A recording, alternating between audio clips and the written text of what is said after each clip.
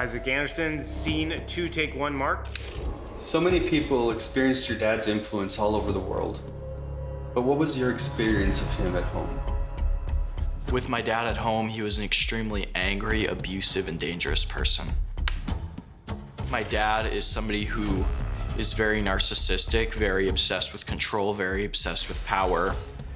All he was is just somebody God used. God can use somebody else. God appoints leaders, God takes them down. Well, I mean, his public perception is that he's a loving husband and father with a happy marriage. The reality is they have separate bedrooms, they hate each other. My dad was very abusive to my mom. My parents never got along. My mom was extremely abusive to her kids while outwardly putting out this front of being this happy mom and the joys of having a lot of kids. And that was a completely different story at home. He wasn't just minorly hitting her, he was beating her very severely with an electrical cable. He was hitting her head into things.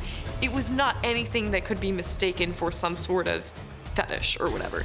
My mom spends probably about 70 to 80% of her waking hours enraged. It starts at about 6 in the morning, the screaming starts. You wake up during her screaming at this, that. My dad's outbursts were rare, but his were considerably more violent than hers.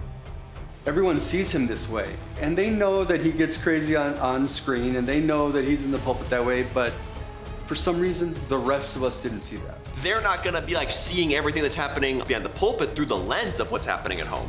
Right.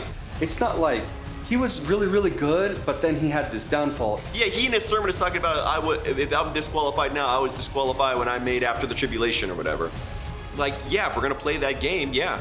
We don't need people like my dad to represent Christianity, because currently if you look up new IFB, it's gonna be basically allegations of wife beating and people making excuses for wife beating. It's a bad look. That's why the bishop must be blameless, not the bishop must be good at preaching. The two greatest days in the new IFB are the day you get in and the day you get out.